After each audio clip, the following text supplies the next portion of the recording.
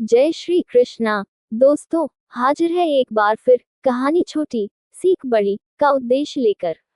दोस्तों, बड़ी ही खूबसूरत बात कही है किसी ने कि अंत समय में तो सिर्फ फिल्मों में अच्छा होता है, असल जिंदगी में कुछ भी ठीक नहीं होता। इसलिए जो करना है अभी कर लीजिए, क्योंकि अंत में तो सिर्फ अंतिम संस्कार होगा। दोस्तों, एक नगर का राजा अपना जन्मोत्सव मना रहा था। वह राजा वृद्ध था, परंतु अभी भी उसके मन से सिंहासन का मोह नहीं छूट रहा था। उसने इस आयोजन में अलग अलग राज्यों के राजाओं को आमंत्रित किया था। साथ ही राज्य की एक सुप्रसिद्ध नर्तकी को भी नृत्य के लिए बुलाया था। सभा में राजा के गुरुजी भी विराजमान थे, परंतु वे थे सन्यासी, इसलिए नृत्य के उपरांत नर्तकी को पुरस्कार स्वरूप देने के लिए उनके पास कुछ नहीं था। तो राजा ने एक स्वर्ण मुद्राओं से भरी हुई थैली गुरुजी को दे दी, ताकि जब भी वे अपनी तरफ से नर्तकी को कुछ देना चाहे तो दे सके। पूरी रात नर्तकी का नृत्य चलता रहा। जब ब्रह्म मुहूर्त का समय हुआ, तब तबला बजाने वाले वादक को नींद का झोंका आने लगा। नर्तकी का ध्यान जब उसकी तरफ गया, तब नर्तकी ने सोचा कि यदि राजा को पता चल गया तो राजा इसको सजा दे देगा। इसलिए नर्तकी ने अपने तबला वादक को सावधान करने के लायक दोहा पढ़ा ताकि वो जाग जाए। उसने कहा कि घनी गई थोड़ी रही, या में पल पल जाए, एक पलक के कारण यूं न कलंक लगाए। जैसे ही यह बात तबले वाले ने सुनी, वो सतर्क हो गया और पूरा ध्यान लगाकर तबला बजाने लगा। परंतु यही बात जब वहां उपस्थित बाकी लोगों ने सुनी, और सुनते ही राजा का इकलौता पुत्र और राज्य का युवराज दौड़ कर आया और उसने अपना मुकुट नर्तकी को दे दिया कि मेरी ओर से आपके लिए भेंट। तभी जो राजा की बेटी, जो राजकुमारी भी थी, वह दौड़ के आए और उसने अपना बहुमूल्य हार नर्तकी को दे दिया कि मेरी ओर से भेंट आपके लिए। इतने में गुरुजी भी अपने आसन से उठे और जाकर स्वर्ण मुद्राओं की पूरी थैली उसको दे दी कि सब तुम्हारा है। जहां राजा ने ये सब देखा, तो उसने सोचा कि ये नर्तकी तो चालाक निकली, एक दोहा बोलकर भेंट स्वरूप सब कुछ ले लिया। राजा क्रोधित होकर अपने सिंहासन से खड़ा हुआ और कहने लगा कि ये क्या बदतमीजी है, मात्र एक दोहा बोलकर तुमने सबसे सारी बहुमूल्य वस्तुएं ले ली। जिनके पास में जो कुछ है सब देते चले जा रहे हैं। राजा उसको डांटे जा रहा था।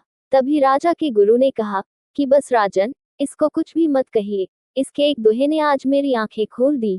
मैं पूरी उम्र पूरे जीवन तपस्या करता रहा, जंगल में वन में रहा, दिन रात भगवान की भक्ति की, और आज आपके कहने पर यहाँ नर्तकी का नृत्य देखने लगा।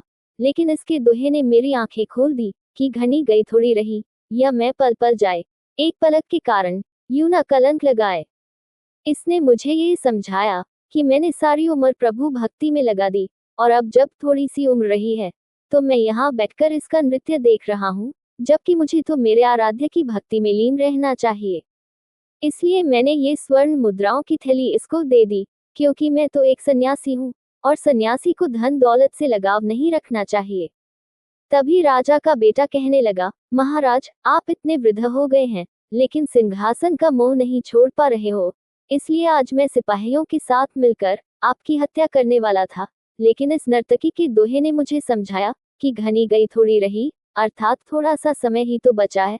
आज नहीं तो कल आप मुझे राजा का पद सौंप ही दोगे, तो मैं क्यों अपने पिता की हत्या का कलंक अपने सर पर लगाऊं। इसलिए मैंने अपना मुकुट इनको भेंट कर दिया, क्योंकि इन्होंने मुझे जीवन की सबसे बड़ी बात सिखाई है।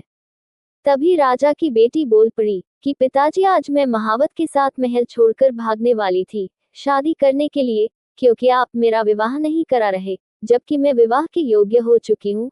आपको मेरी चिंता ही नहीं है। लेकिन जैसे ही मैंने ये दोहा सुना, तो मुझे समझ आया कि थोड़ा समय बचा है, आज नहीं तो कल पिताजी मेरा रिश्ता तय कर ही देंगे। इसलिए मैंने भागने का विचार त्याग दिया और यह सीख देने के लिए अपना बहुमूल्य हार इनको भेंट कर दिया।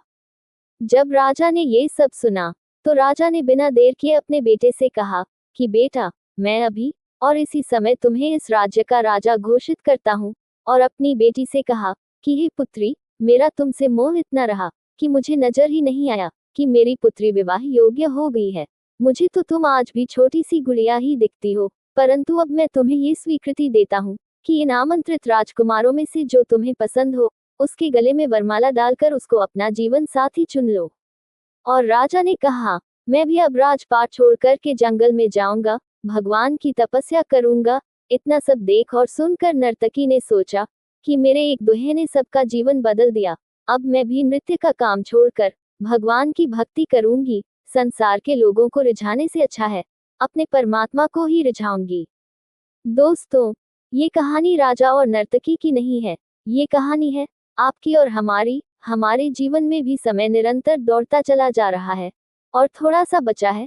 इस थोड़े से समय में कुछ ऐसा कीजिए कि कलंक ना लगे, बल्कि हमारा उद्धार हो जाए। दोस्तों, कहानी अच्छी लगी हो तो वीडियो को लाइक, शेयर और कमेंट में जय श्री कृष्णा अवश्य लिखें और हमारे चैनल को सब्सक्राइब अवश्य कीजिएगा। धन्यवाद। जय श्री कृष्णा। हरि हर।